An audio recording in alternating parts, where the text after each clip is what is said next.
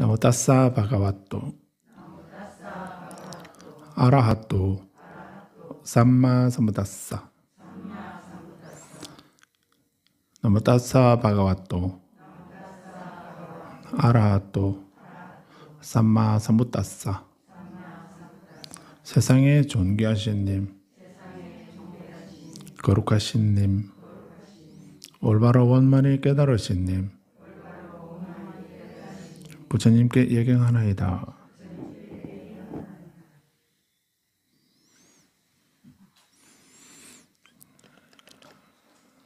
네, 오늘은 먼저 시작하기 전에 법외경 21페이지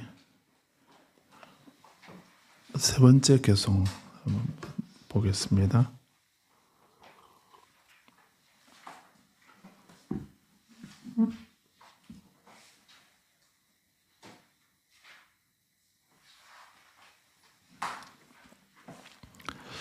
이 세상과 내세의 어떤 재물이라도 천상의 뛰어난 법이라 할지라도 이렇게 오신 님의 견줄 만한 것은 없다. 부처님만이야말로 이 훌륭한 법회가 있다라고 했습니다. 이게 진실이라면 행복하소서라고 하는 이런 말이죠.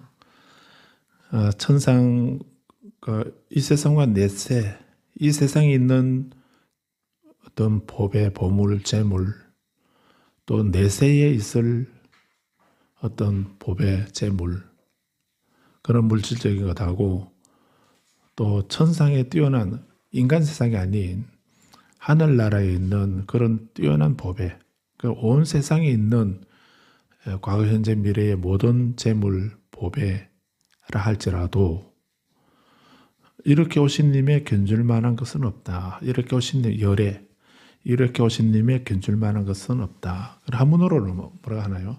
천상천하 무여불, 시방세계 영무비 이렇게 말하죠. 세간소유 아진견, 이 세상에 있는 이 세상과 내세, 또 인간 세상과 천상 어디에 비교봐도 일체 무유여불자, 모든 것에 부처님과 같으신 분은 천상, 천하 어디에도 이 세상 내세 그리고 인간 세상 천상까지 다 통틀어서 봐도 부처님과 비교할 수 있는 분은 안 계신다 하는 이런 그런 말씀입니다. 불보에 대한 말씀이고, 네 번째 개송에는 사케아족의 성자가 사케아족의 성자 야다자가 사케아무니 사마히토 이렇게 되어 있죠. 두 번째 줄에. 그래서 사케아무니, 한문으로 석가모니, 이 말을 이제 번역하면 사케아족의 성자 이런 의미죠. 그리고 부처님의 그래서 이렇게 수타니파타에서 초기 경전에 석가모니 부처님이라 석가모니라는 이런 말이 쓰여지고 있다는 것을 볼 수 있고, 그리고 부처님은 고다마붓다, 또 석가모니 불 또는 고다마붓다 이렇게도 얘기를 합니다. 그런데 아무튼 우리 석가족의 성자 부처님께서 삼매에 들어서 성취하신 것이 뭔가? 삼매에 들어서 성취한 것이 지멸, 멈추고 소멸된다, 지멸, 또 소멸, 불사, 성묘 이런 말들이 다 열반의 다른 이름입니다. 열반의 다른 이름이고, 이런 것을 열반이라고 이렇게 하는 거죠. 번뇌가 지멸되고 번뇌가 소멸되고, 그래서 불사의 경지에 들어갔고, 그리고 수성하고 미묘한, 뭐라고 표현할 수 없는 그런 성묘한 그런 자리, 그런 경지, 그런 상태를 열반이라고 이렇게 하는 거죠. 그래서 부처님은 열반을 성취하셨다 이렇게 말하게 되면, 부처님께서 삼매에 들어서 성취한 열반, 그 열반의 내용은 지멸이고 소멸이고 불사와 성묘다 이런 말이죠. 이런 사실과 견줄 만한 것은 아무것도 없다. 그 다음에 다섯 번째 개송에 깨달은 님들, 모든 부처님들, 제불, 깨달은 님들 가운데 뛰어난 님께서 찬양하는 청정은 즉각적인 결과를 가져오는 산매이다. 그래서 부처님이 속의 성자가 들어가서 성취한 것이 어디에서 들어가서 성취하셨는가? 산매에 들어서 성취했다 했죠. 부처님께서 산매에 들어서 성취한 지멸, 소멸, 또 불사와 성묘 이렇게 네 가지를 했는데 그 모든 부처님께서 찬양하는 그 청정은 즉각적인 결과를 가져온다. 그래서 부처님 가르침은 그 때를 거스르지 않는다. 바로 그 결과가 바로 나타난다. 즉각적인 결과가 나타난다. 또 지혜로운 이가 조금만 알면은 생각하면 금방 알 수 있는 가르침을 법을 말씀하셨다. 또 와서 보라고 할 수 있는 말씀이다. 뭐 이런 그런 말씀이죠. 그런 것처럼. 그래서 모든 부처님께서 찬양하는 청정이라고 하는 것은 이 청정은 또 부정한 것에 대한 청정 이런 것하고 다르죠. 이 청정은 또 열반의 다른 이름이기도 하고 열반을 말하는 것으로도 알 수 있습니다. 그래서 부처님 가르침은 즉각적인 결과를 가져온다. 즉각적인 결과를 가져오는 산매이다. 그래서 부처님의 가르침, 부처님께서 성취하신 또 모든 부처님들께서 깨달은 님들께서 찬양하는 청정의 산매. 그 산매는 다른 누구와도 견줄 수 있는 이 부처님이 성취하는 이 산매와 견줄 수 있는 것은 아무것도 없다. 그래서 이 두 가지 개송, 4번과 5번 개송은 삼보 가운데 법보의 공덕을 말한 것입니다. 그래서 여기서 부처님께서 산매에 들어서 성취한 그 열반을 지멸이라고도 하고 소멸이라고도 하고 번뇌가 지멸되었다. 윤회가 사라졌다. 윤회를 하지 않는다. 소멸이라고도 하고 불사, 죽지 않는다 해서 불사라고도 하고 성묘라고 이렇게 했습니다. 그래서 보통 열반이라는 말이 번뇌가 그래서 취소, 취멸 이렇게 번뇌간다고도 했죠. 그래서 입김을 불이 활활 타고 있는 것을 입김을 후 불어서 소멸된 상태, 취소, 불취자에서 취소, 취멸 이렇게 번역한다 했습니다. 그래서 열반은 가장 기본적으로는 그런 번뇌나 고가 지멸된, 소멸된 그런 상태를 말한다라고 이렇게 우리가 알고 있고 또 불사를 의미한다 했습니다. 그런데 여기서 그 열반의 경지를 성묘라고 이렇게 말하고 있습니다. 그래서 이 성묘라고 하는 이 말에서 성묘라고 하는 것을 열반이 단지 번뇌가 소멸되었다. 또 고통이 멈추었다. 지멸되었다. 하는 이것만은 그런 부정적인 이런 것만 생각할 수 있는데 그런데 열반이라는 것이 그렇게 성묘라고 이렇게 말한 것은 그래서 좀 다른 얘기지만 우리가 공을 말할 때 텅 비었다는 이런 말로도 번역하지만 사실은 텅 빈 충만이라고 이렇게 말을 번역하듯이 그래서 이 공이라고 하는 것을 우리가 없다는 개념으로만 공하다 이러면 텅 비어있다 아무것도 없다 이런 쪽으로만 생각이 쉬운데 사실은 그 공이라는 말이 텅 비어 있다는 그 부분하고 실체가 없다, 텅 비어 있다라고 하는 그런 의미에서 진공이라는 이런 의미도 있지만은 또 반대로 해야 되나 다른 의미로 묘유라고 하는 그 말을 이제 그래서 진공, 묘유 이 두 가지 개념이나 성격을 가지고 있는 한마디가 쉬우냐라는 말이고, 그거를 한문으로 우리가 굳이 공이라고 이렇게 번역을 한 것이거든요. 그래서 공이라 중국에 있어서는 한자는 공은 텅 비어 있다는 이것만 있는데 그것만 설명하죠. 근데 그러다 보니까 그 제대로 수냐를 번역하려면 진공묘유 이렇게 번역을 해야 되는데 우리가 그냥 공이라고만 번역하니까 진공만 번역하니까, 그래서 우리는 실체가 없다, 아무것도 없다 하는, 자성이 없다 하는 이쪽만 생각하게 되는 겁니다. 근데 원어 자체는 묘유라는 말이 포함되어 있는 겁니다.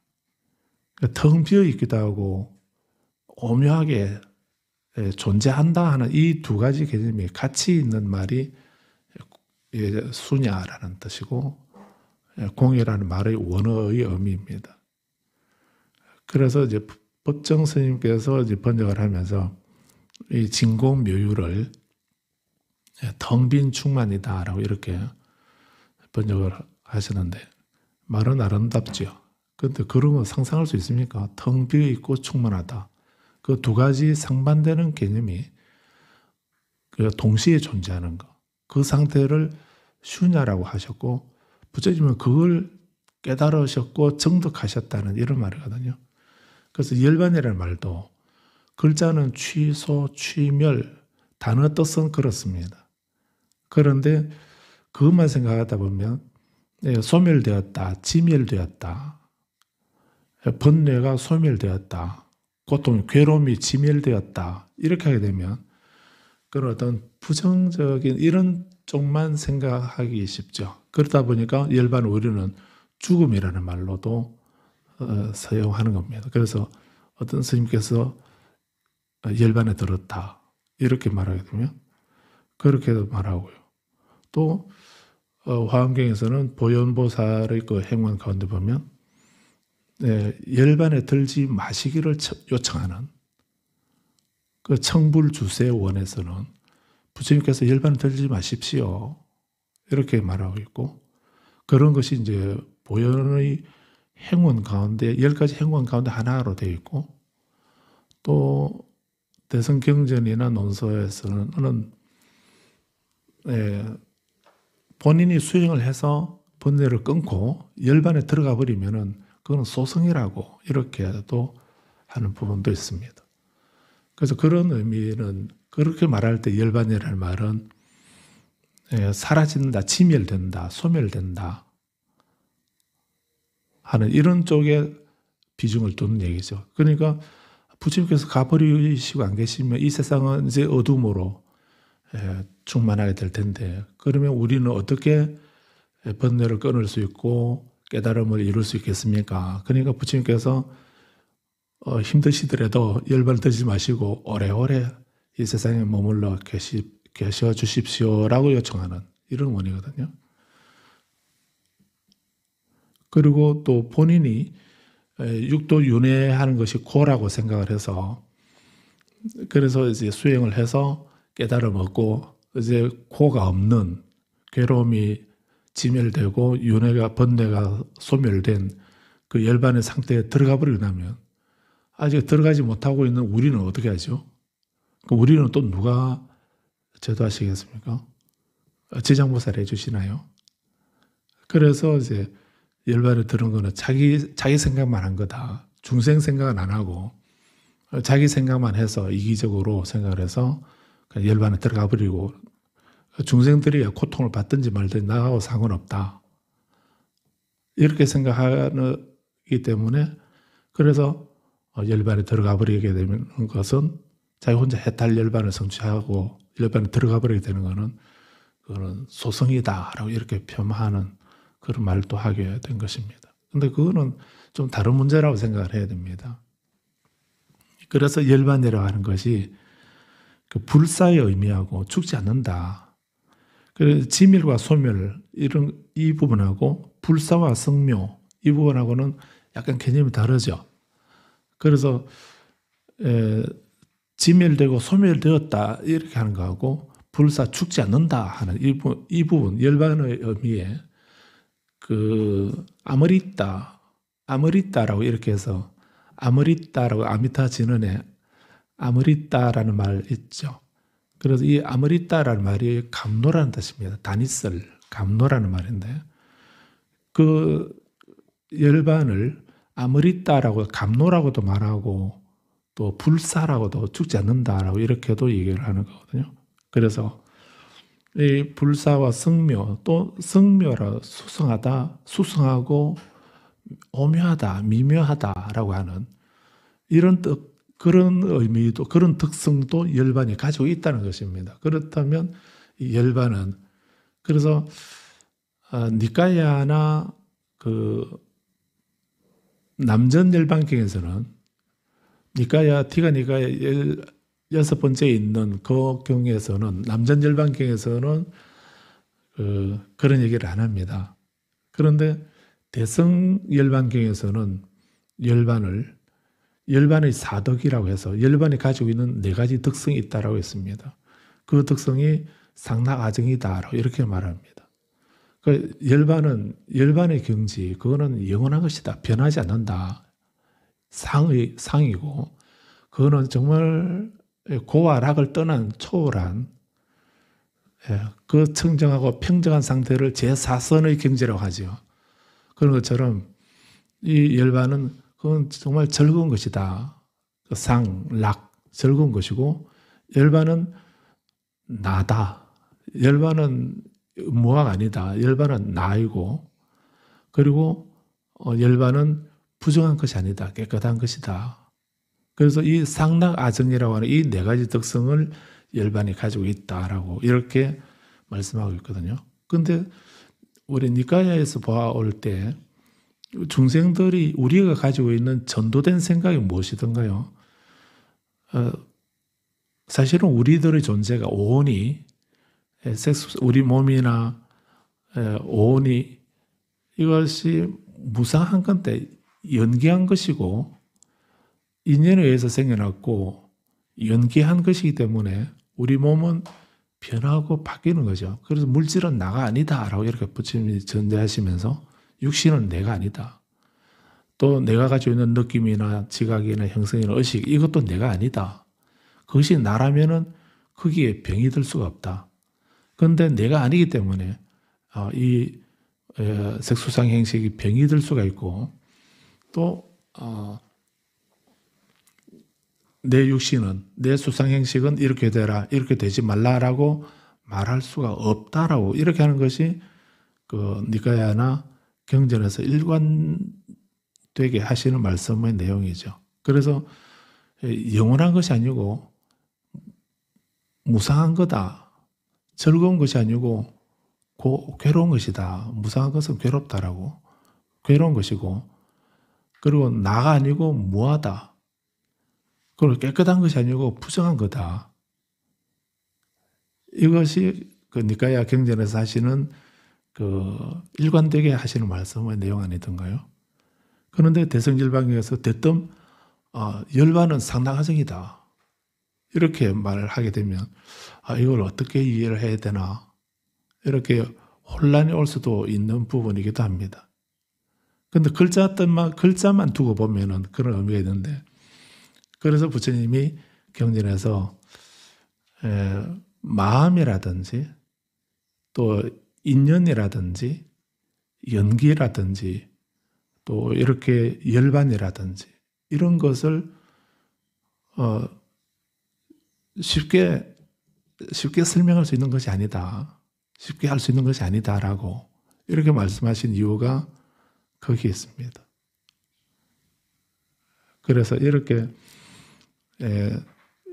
그 수테니파타의 이 보배경에서 사케야조의 성자가 삼매에 들어서 성취한 치밀과 소밀과 불사와 성묘 이렇게 성취한 이 법의 내용, 이 사실하고 견줄 만한 것은 아무것도 없다. 그런데 만약 부처님이 출가하셔서 수행하시면서 깨달음을 얻으셨는데 그 깨달음의 내용이 지멸과 소멸 이것을 성취하셨다. 만약 이렇게만 했다고 한다면 우리는 이해하기 쉬울 겁니다. 고통이 지멸되고 번뇌가 소멸되었다. 이렇게만 말씀하셨다면 이게 쉬운데 근데 불사도 성취하셨다. 그 열반은 불사의 의미도 있고 그게 성묘의 의미도 있다. 이 성묘의 의미를 이 수성하고 오묘하다. 이것을 우리가 가지고 있는 기본적인 그런 어떤 상식이나 지식이나 또 우리가 보고 듣는 현상이나 이것만 가지고 수성하다, 오묘하다 이렇게 말할 수 없습니다. 그렇게 말을 못하는 겁니다. 우리가 가지고 있는 것을 뛰어넘는 겁니다. 우리가 알 수 없는 부분입니다.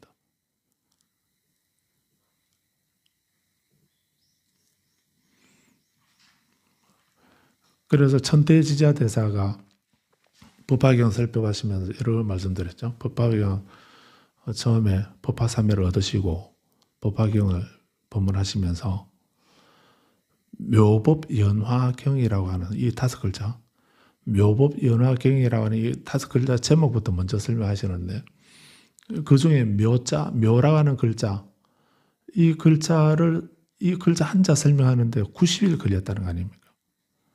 90일 동안 계속 묘라고 하는 묘. 우리 바로도 태도로 묘 28가지 있죠. 그 한 시간 놓쳐버리면 몇 번 했는지 모르게 그렇게 하시면서 제가 이렇게 넉 자씩 이렇게 나눠서 번호도 붙여놓고 이래 했는데 그런데 계속 90일 동안 묘라 이렇게만 하셨겠습니까? 그런데 그 글자가 미묘할 몇 자인데 그 글자를 설명하는데 왜 90일이라고 하는 그 엄청난 한철 다 보낸 거 아닙니까? 왜 그만큼 시간이 필요했겠습니까? 그냥 오묘한 거야, 신미한 거다 이렇게만 말씀하면 끝날 텐데 그런데 90일 동안 무슨 말씀을 그렇게 많이 하셨을까? 이렇게 한번 생각해 보게 되면 원래는 그게 발을정자였는데 구마라지법사가 발을정자를 삿다르마, SAD, 삿다르마, 정법이라는 이 말을 묘법이라고 이를 번역하셨다는 거거든요. 거기서 아마 구마라지 법사가 정법 연화경 이렇게 번역해놨으면 천대대사가 또 그렇게 90일까지 안 갔을지도 모릅니다. 그런데 그 발을정자를 묘할 묘자로 이렇게 번역해 놓으시니까 그 한자 가지고 있는 그 묘하다는 이 말에 90일의 시간이 필요했어. 그 설명하는 거에 90일의 시간이 필요했다는 이런 의미도 되죠. 그런 것처럼 여기서 우리는 그냥 읽고 지나지만 이 성묘가 뭐다라고 제가 단정적으로 말씀드리기는 참 어렵습니다. 그런데 이렇게 초기경전에서 열반이라는 것이 어떤 부정적인 의미에서 지멸과 소멸은 부정적인 측면이죠. 이거는 그 고통이 고가 지멸되었다. 번뇌가 소멸되었다. 하는 이런 부정적인 측면 아닙니까?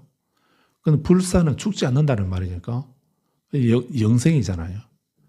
불사를 다른 말로 하면 영생이라는 말 아니까 영원히 산다는 말이잖아요. 불사라든지 성묘 이건 또 긍정적인 측면이거든요. 공에서 묘유에 해당되는 부분입니다. 진밀과 소멸은 진공에 해당되고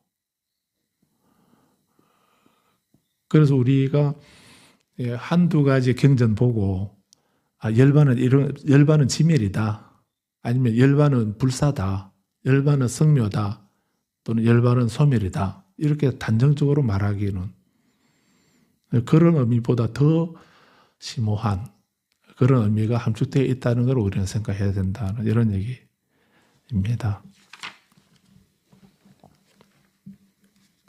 그리고 6번째 개송은 이제 성보에 대한 얘기입니다.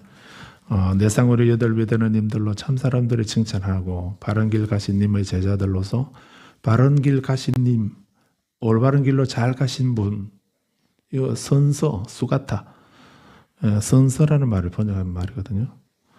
그 때다키네야 수가따싸 이렇게 수가따싸 했죠. 바른길 가신 님의 제자들로서 공양받을 만한 사상팔배의 성가, 성보에게 보시하면 크나큰 과보를 받는다. 그 말로서 성보를 얘기하고 있는 부분이었습니다. 그래서 지금 제가 갑자기 그 부분을 읽어본 거는 우리가 단순하게 그 열반이라든가 열반을 그렇게 단순하게 이렇게 쉽게 말해서는 탐변절 알고 있는 그걸로서 그런 열반을 죽음이라고 말한다든지 열반을 영생이라고 말한다든지 이런 거 다 문제가 있죠. 그렇기 때문에 그런 의미도 포함되고 있지만 그 열반이 가지고 있는 의미의 일부분이다라고 하는 이런 생각을 해야 되고, 그래서 우리가 뭐 대성이다 소성이다라고 이렇게 나누기 이전에 우리들의 출가자나 제가자나 우리들의 궁극의 목적은 분명히 부처님이 우리가 출가하고 수행하고 공부하고 정진하는 궁극의 목적이 뭔가, 뭐 때문에 하는가, 열반이라고, 열반의 성취라고 하셨다는 그거는 꼭 기억하셔야 됩니다. 그런데 그 열반의 의미는 무엇을 열반이라 하는가? 어떤 분이 그런 질문도 했습니다. 천상의 세계는 28천으로 나눕니다. 28천으로 나누는데 우리 교재 뒤에 보면은 그 세계의 구성에 대해서 이렇게 표가 있으니까 그거 참고하시면 되겠는데, 대성에서 말하는 그 천상 세계하고 또 조유경전에서 말하는 거 숫자가 좀 차이가 있습니다.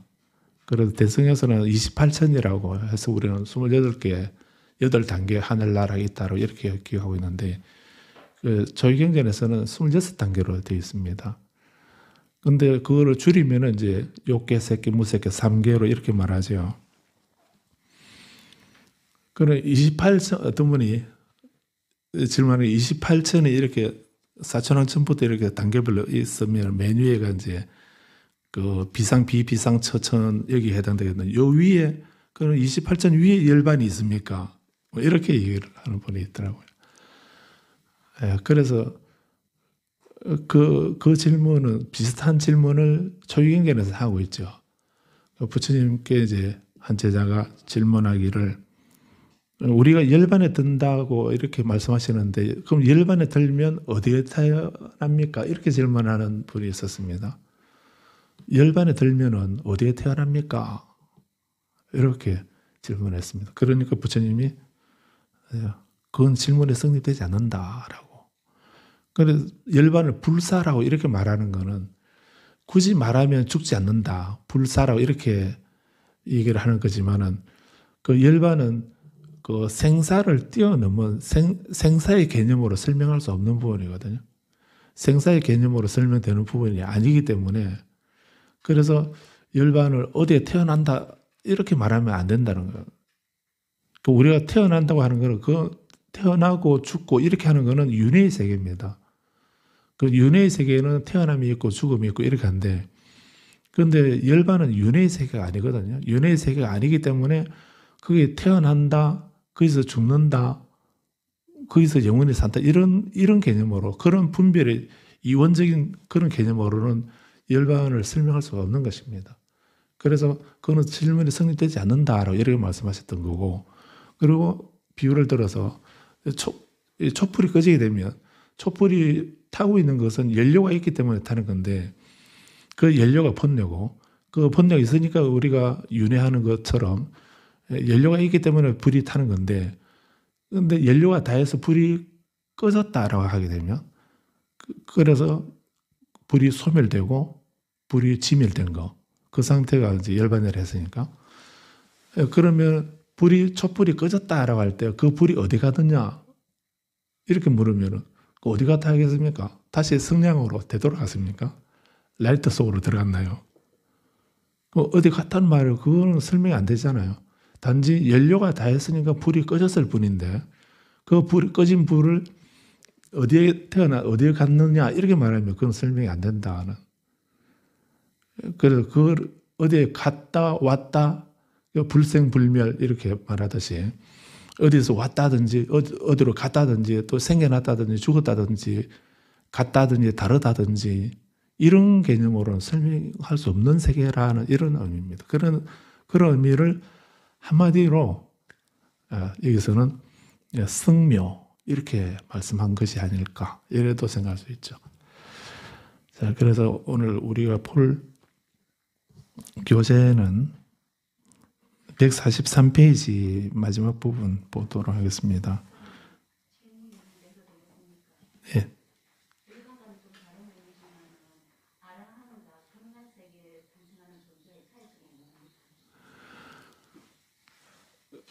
그래서 아미타경을 보면은 이제 극락 세계에 있는 인민들은 거기 있는 분들은 그 어떻게 번역할까? 저도 극락 세계 중생들은 이렇게 말하니까 그건 중생하고 좀 다른데. 예, 그래서 중생이라 하기도 그렇고, 그래서 극락 세계에 있는 대중. 그래서 인민이라고 제가 번역을 한 건데요. 그래서 거기 보면 아미타경에 보면은 극락 세계에 있는 모든 사람은 다 아라한들이다 하는 이런 말씀도 있죠.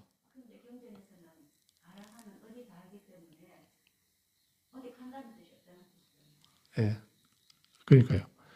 그래서 아라는 이제 그 번뇌가 지멸된 상태이기 때문에 그래서 그 아라한 도까지는 이제 그 완전히 아라한 도하고 아라한 과하고는 다르거든요. 그래서 아라한 도에 아직 아라한 도에 있는 존재들은 그 열반을 성취하지 못한 그런 단계이긴 하거든요. 근데 이제 아라한 과를 얻게 되면 이제 불사의 경지를 얻었다라고 이렇게 말하죠. 그래 하는데 근데 그렇게 그런 부분하고 아미타경에서 이제 극락 세계에는 다 아라한들만이 다 있다라고 한다든지 또 작은 성근이나 복덕 인연으로는 극락세계에 태어날 수 없다라든지 하는 이런 얘기. 그리고 또 극락세계에는 이제 극락세계에 태어나게 되면 그 구품연화대가 있다라고 하는 이런 얘기도 하죠. 그래서 극락세계 상중하의 단계가 있고 그 상중하 중에 또 상중하가 있어서 전체 다음에 9단계잖아요. 근데 그 중에서 하품 하생을 하게 되면 하 중에서도 맨 아래 이게 태어나게 되면은 극락세계의 변방이죠. 그래서 극락세계에 태어나게 되면 연꽃 속에 태어난다고 파드마 삼바바 연화생입니다. 극락세계에 그냥 안 태어나고 연꽃 속에 태어난다고 이렇게 극락세계에 태어날 때 아버지가 어머니가 계시는 게 아니고 극락세계는 화생이죠. 화생이기 때문에 그래서 본인이 이제 그 다른 부모를 의지해서 태어나는 것이 아니고 본인이 수행해서 극락세계에 태어난 거기 때문에 그게 태어날 때 그냥 번쩍하고 태어나는 것이 아니고 그 태어나는 그 모태가 연꽃이라고 그래서 연꽃 속에 태어난다고 이렇게 합니다. 그래서 그 구품 연화대로 연화대가 연꽃이 9단계로 있다는 이런 의미이죠. 그런데 그 하품하생으로 태어나게 되면 연꽃에 태어나는 거는 우리하고는 다르게 그렇게 연화생이 되는데 그런데 하품하생이 되면은 그 연꽃이 아직 안 핀답니다. 극락세계에서 피어나지 못하는 연꽃 속에 그냥 다 이렇게 있어가지고 가서 확인해 봐야 되는데 연꽃 속에 다 이렇게 있어서 그 피어나지도 않고 또 아미타 부처님 계신 곳하고 너무 멀리 있어가지고 아미타 부처님도 친근하지도 못하고 단지 본인이 극락세계에 태어났다는 그것만 있지 부처님의 법문을 부처님을 바로 친견하거나 이렇게 하지는 못한다라고 하는 뭐 이런 얘기도 있습니다. 그래서 그 얘기는 그 정토 사상이나 극락세계나 정토를 어떻게 이해할 건가 그것을 실제로 타방세계 다른 곳에 있는 불세계, 부처님의 세계로 이렇게 이해할 것인지 또 아니면 그거를 유심정토로 이해할 건지 또 그런 문제하고 또 이 극락이라는 말이 그렇게 실제로 어떤 그 공간적인 세계 그걸 말하는 건지 공간적인 세계로서의 극락이라고 하는 수많은 그 불세계 가운데 극락이라고 이름하는 세계 이런 의미로 물론 그렇게 설명하고 있긴 하지만은 그런 세계가 다른 곳에 있다고 할 건지 아니면은 또 뭐 말이 안 된다고 생각할지 몰라도 그 극락이라 하는 것이 결국 지극한 어떠한 고통도 없는 곳이다라고 이렇게 아미타경에서 말하지 않습니까?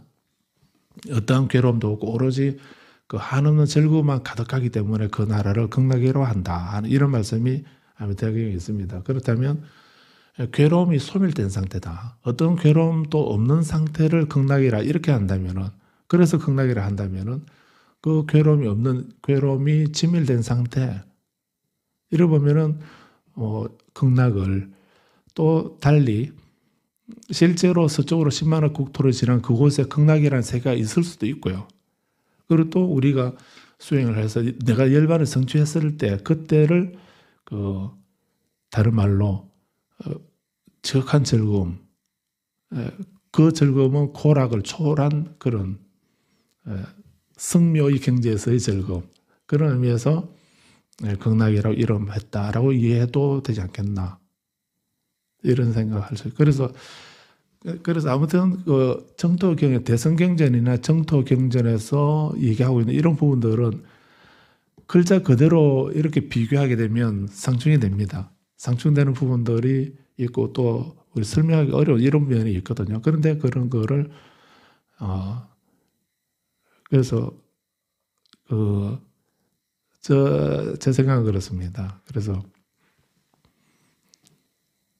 니까야나 아함에서 말하는 건 아함 그 단계에서만, 그 입장에서만 이해하는 것이 중요하고요.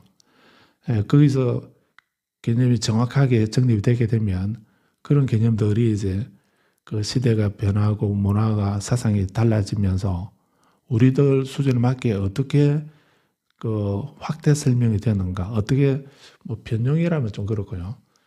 그렇게 어떻게 더 강조하거나 줄이거나 가감 첨삭을 했는가 하는 이런 입장에서 봐야 되는 것이 아닌가 그 생각을 합니다. 그런데 아라는 불사의 경지에 들었다는데 어디에 태어나는 것이 아니라고 했는데 근데 극락세계에 태어난다 이렇게 하게 되면 그러면은 그건 또 어떻게 설명해야 될 건가? 그래서 그것을 글자로만 설명할 수 없는 것이, 우리 상식으로 설명할 수 없는 것이기 때문에 부처님이 열반을 승묘라고 이렇게 하셨지 않겠나, 저는 그렇게 생각을 합니다. 그래서 정토에 관계된 부분들은 또 다음에 우리 정토경을 가지고 좀 심도 있게 또 공부를 하고 또 아무튼 우리 정토 수행을 해야 됩니다. 그래 해야 되는데 왜 해야 되는가, 어떻게 해야 되는가 좀 더 생각해 보겠습니다. 우리 교재 143페이지 보고 마치겠습니다. 143페이지 57절부터 이제 또 다른 말씀을 하고 계시는데요.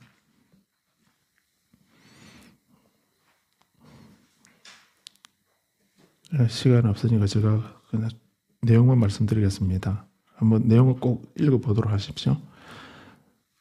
사리부타여, 어떤 수행자나 성직자는 이와 같이 설하고 이와 같은 견해를 갖고 있다.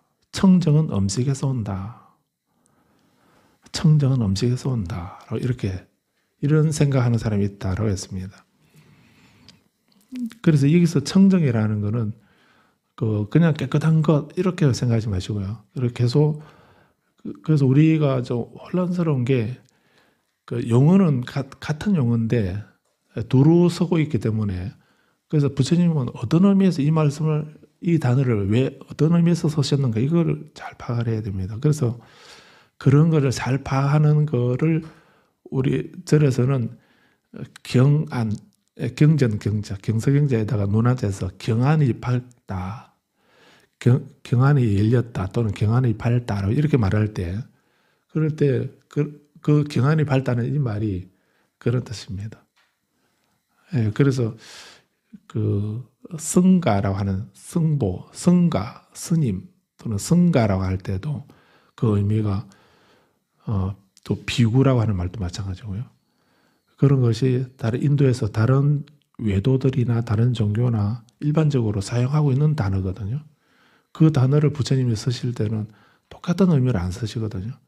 우리 입장에서 부처님이 다른 의미를 부여하셔서 나는 이 의미에서 이 말을 쓴다라고 하시고 계시거든. 우리 관세음보살님도 인도 힌두 신 이름입니다. 아방노키테스 빨라. 이 말이 그 힌두 신 이름인데, 근데 우리가 그 힌두 신을 부처님 옆에 모셔놓고 힌두 신을 섬길 이유가 없지 않습니까? 근데 그 이름만 보면 왜 저래서 힌두 신을 섬기지? 이렇게 하는데, 근데 그 능엄경 보시면은 능엄경에 보게 되면 그 능엄경의 첫머리에 그렇게 그 첫머리에 삼부에 귀하고 또 부처님께 귀하고 아라한에게 귀하고 그 다음에 수다원 사담 아나함에게 귀하고 또 모든 깨달음을 얻은 분들에게 귀한다 이런 말들이 나오거든요. 그리고 또 그 수구적득다란이에도 보면 그 칠불 그 저기 존성다란이에도 보면은 칠불에게 귀하고 그리고 바로 그 관세음보살에게 귀하는 말이 나옵니다. 그럴 때는 그 칠불에게 귀하고 관세음보살에게 귀하는 말이 나오는 이런 의미는 그 관세음보살은 누구인가? 그 힌두 신이기 때문에 한 것이 아니고 그때 관세음이라는 이분은 칠불을 종합한 것, 칠불을 대표하는 것입니다. 칠불의 그 전체를 한마디로 관자재, 관세음, 세상 소리를 본다. 세상의 소리에 그 매이지 아니하고 자유자재한 분 이런 의미로 관자재, 관세음 이렇게 하는 거거든요. 그래서 그런 의미로 관세음 우리는 관세음 관자재 이렇게 그런 의미로 쓰는 건데, 근데 그 단어 자체는 힌두의 어떤 신 이름으로 이렇게 사용하고 있기도 하니까 그래서 힌두 신이다 이렇게 말하기도 하지만 우리는 그 의미로 받아들이는 건 아니다는 이런 의미죠. 그런 것처럼 여기서 청정이라는 말도 청정은 음식에서 온다 이렇게 하게 되면 이 청정은 그 부정한 것에 대한 깨끗한 것 이런 의미로 그 깨끗함은 맑고 깨끗한 것은 음식에서 온다 이런 의미가 아니라는 겁니다. 그래서 이 청정은 위수띠라든지 여기서는 그 밑에 154번 주가 되죠. 거기에 아하레나 수띠라고 이렇게 수띠띠 그 수띠띠라고 수띠라는 이 말이 수띠띠라고 할 때 마지막 띠라고 하는 말은 뭐뭐이다라고 하는 이런 의미로 쓰거든요. 그런 수띠, 위수띠마까 이렇게 하게 되면 위수띠마까면 청정도론 이렇게 하죠. 마까라는 말이 도라는 말이니까. 그런 것처럼 수띠라는 말이 청정이라는 말이거든. 수띠, 위수띠, 청정이라는 이런 의미입니다. 그래서 위수띠마까 청정도론 이렇게 할 때 그 청정이 열반의 다른 이름이라 말씀드렸죠. 그 열반으로 가는 길에 대한 논서, 이 말이 청정도론이라는 뜻이거든요. 그러니까 청정도론은 수행의 지침서입니다. 그냥 논서가 아니고. 그런 것처럼 여기서 청정은 음식에서 온다 할 때 이 청정은 해탈 열반을 말하는 겁니다. 우리가 열반까지 아니라 하더라도 일반 사람들이 해탈을 얻는 거, 고행자들이 해탈을 얻기 위해서 고행을 하지 않습니까? 바라문들은 그 천상에 태어나기 위해서 선정을 닦는 데 비해서 제사를 지내거나 선정을 닦아서 천상에 태어난다라고 이렇게 봤던 거고, 사문들은 제사가 아니다. 우리가 고행을 통해서 청정을, 즉 천상에 태어난다라고 이렇게 해탈을 얻는다고 믿었기 때문에 그래서 고행을 했던 거거든요. 그래서 해탈은 음식에서 온다라고 이렇게 주장하는 외도들이 있었다 이 말입니다. 그래서 이 청정은 해탈 또는 열반 이런 것을 의미하는 단어로 이해하시면서 보셔야 됩니다. 그들은 콜라 열매를 먹어야 한다고 했다. 그래서 그들은 콜라 열매를 먹고 그들은 콜라 열매의 가루를 먹고 콜라 열매의 즙을 마시고 수많은 종류의 콜라 열매의 혼합 음료를 복용한다. 사리푸타야, 나도 역시 하루에 한 개의 콜라 열매를 먹었던 것을 기억한다. 근데 사리부리요, 그때는 혹시 커다란 콜라 열매, 수박만큼 아니면 참외만큼 큰 콜라 열매라고 이렇게 생각하지, 그렇게 큰 콜라 열매 아니었을까라고 생각하겠지만 아니야, 사리부타요. 그때도 가장 큰 콜라 열매는 지금 보는 것과 다르지 않았다. 콜라 열매는 뭐 조그만하더라고요. 그 사진을 보니까 조그만한 그 타원형으로 생긴 그 땅콩 한 두세 배 정도, 한 두 배 정도 크기 되려나? 저 정도 그런 열매가 콜라 열매라고. 이 콜라 열매는 카페인이 많답니다. 카페인이 있고요. 그래서 그 마약 성분이 있는 코카라는 그 마약 있죠.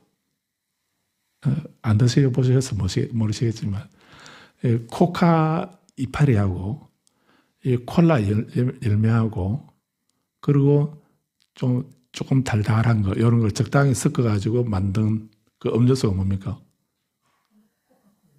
코카콜라. 그래서 그때 코카콜라 처음에 1886년에 만들었다고 그럽니다. 코카콜라 미국에서. 그때 그 코카 잎이 마약이 많이 유행이 되고 있던 때였다고 합니다. 그래서 이제 그 코카 잎에서 추출한 물질하고 그다음에 코카하고 시럽을 섞어서 만든 혼합 음료가 코카콜라였다라고 이렇게 합니다. 그래서 중독되는 거죠. 중독되고 이랬는데, 그래서 그 약 성분 때문에 말이 많고 이렇게 하니까 나중에는 이제 그거는 코카 잎 그 성분을 없애고 단지 그 시원하게 마실 수 있는 뭐 그런 것이라고 계속 선제로 광고를 내고 이렇게 했다는 뭐 이런 얘기도 하던데, 그 코카콜라에 들어가는 열매가 콜라 열매입니다. 근데 그 콜라 열매가 수박만큼 크다든지 이렇게 하면 부처님은 그거를 하루에 하나만 드셨다 하지 않습니까? 그 땅콩 한 두 개 정도 되는 그 정도 크기의 콜라 열매 하루에 그 하나만 드셨다는 이런 얘기거든요. 사리부타야, 하루 한 개의 콜라 열매를 먹자 나의 몸은 극도로 쇠약해졌다. 그렇게 적은 음식 때문에 나의 사지는 포도줄기나 대나무줄기의 옹이처럼 되었고, 그렇게 적은 음식 때문에 나의 사지는 아시티카 풀의 마디나 깔라 풀의 마디처럼 되었다. 또한 그렇게 적은 음식 때문에 나의 엉덩이는 낙타의 발처럼 되었고, 표현도 잘하셨죠. 나의 척추는 회전하는 체인처럼 울퉁불퉁해졌다. 나의 갈비뼈는 오래된 지붕 없는 흙간의 흔들리는 습가래처럼 섬뜩하게 튀어나왔다.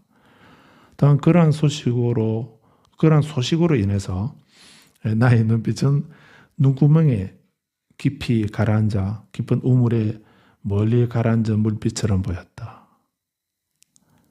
또한 그렇게 적은 음식 때문에 나의 머리카락은 주름지고 나의 머리 가죽은 주름지고 시들어서 푸르고 맛이 쓴 호리병박이 바람과 햇볕에 주름지고 시든 것과 같았다.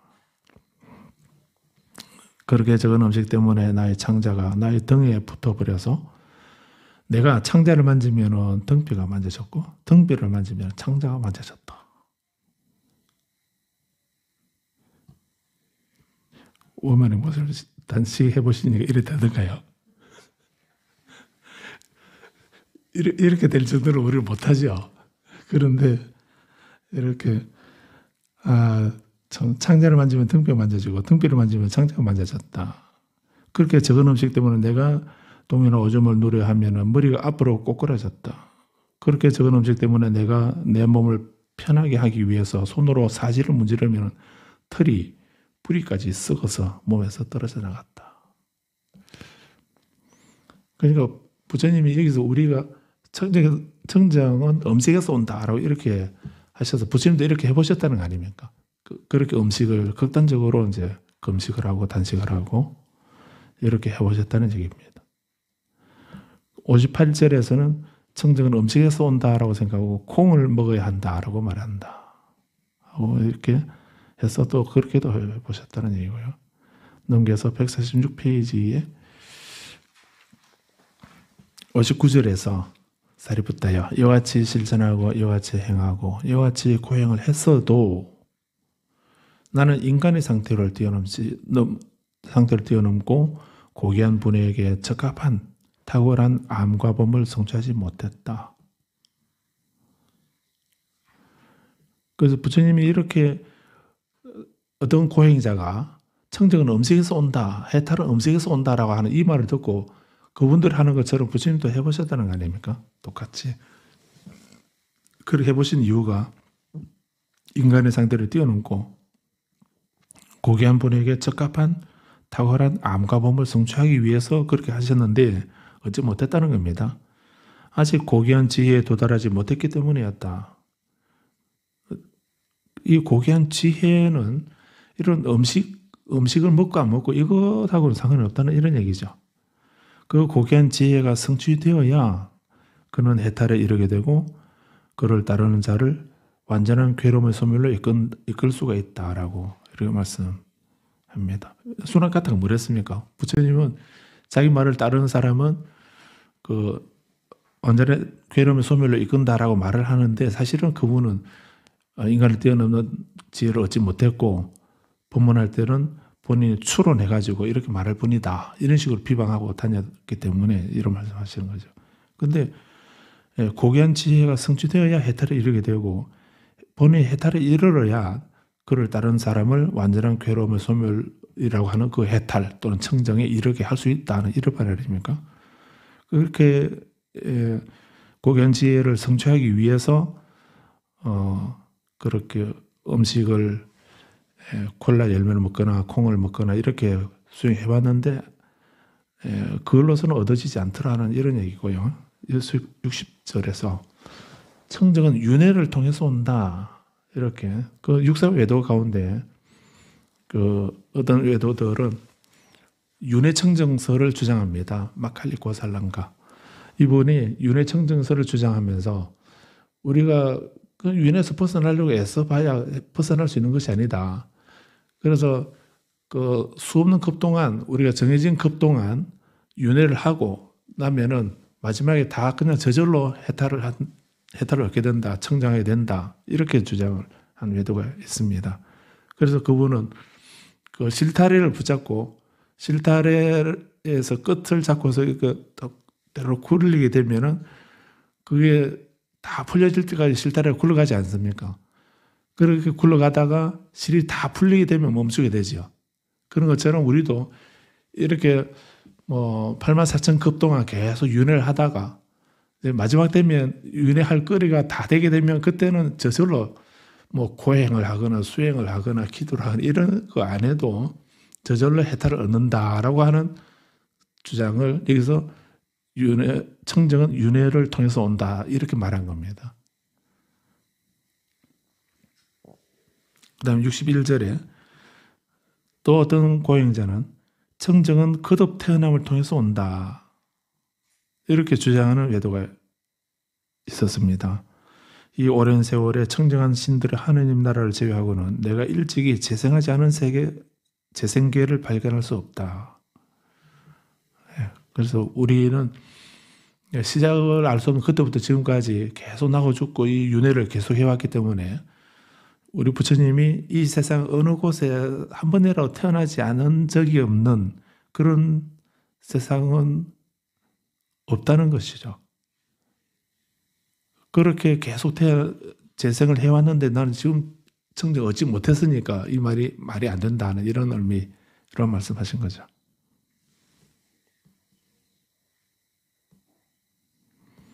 (62절에) 청정은 주거를 통해서 온다. 어떤 분이 공간이 의식을 지배한다고 이렇게 말씀하시다 했는데 그런데 청정은 주거를 통해서 온다. 좀 비슷한 말인가? 그래서 주거, 우리 생활하는 공간, 이 주거를 통해서 그 좋은 명당터, 좋은 공간에 살게 되면은 청정을 얻을 수 있다 하는 이런 말인가요? 오랜 세월에 청정한 신들의 하느님 나라를 제외하고는 내가 일찍이 죽어가지 않은 주거계를 발견할 수가 없다.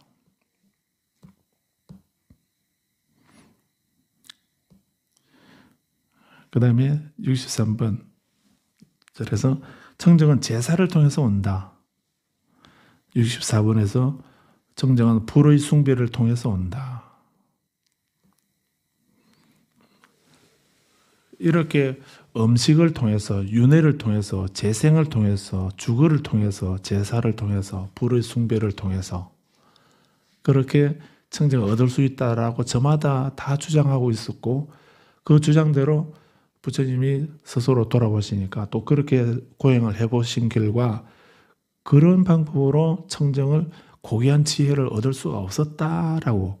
그렇기 때문에 부처님이 이제 고행을 포기하시고 이렇게 이 방법으로 이런 고행으로 고귀한 지혜를 얻을 수가 없다는 걸 아셨기 때문에 이제 니른서나 강에서 목욕을 하시고 그리고 수자타가 올리는 유미죽을 받아 드시죠. 유미죽 그 우유에다가 쌀을 넣고 끓인 그런 죽이죠. 그래서 유미죽이라 이렇게 말합니다.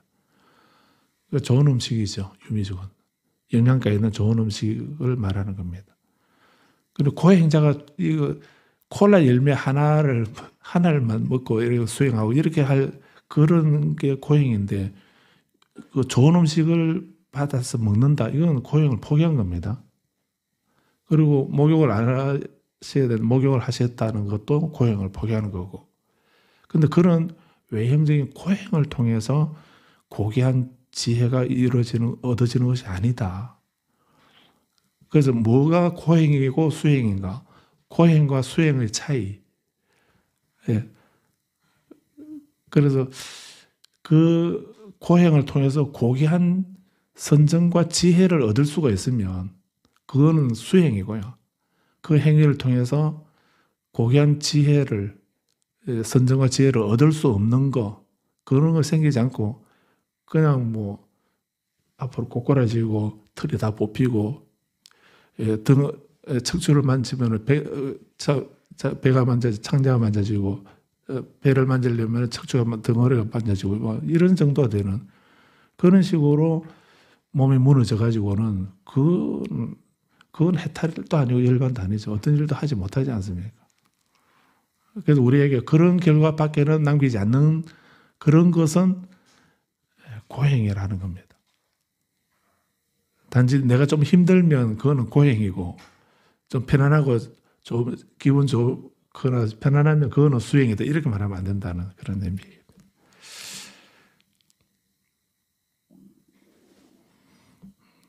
네, 그래서 이렇게 그런 고행으로 고귀한 지혜를 얻어지는 것이 아니다 하는 것을 이제 종합적으로 65절에서 말씀하시면서 이 본문을 마치고 있습니다. 저는 여기까지만 말씀드리고 스님 말씀 듣도록 하고 나머지 결론 부분은 다음 시간에 조금 더 말씀드리면서 마치도록 하겠습니다.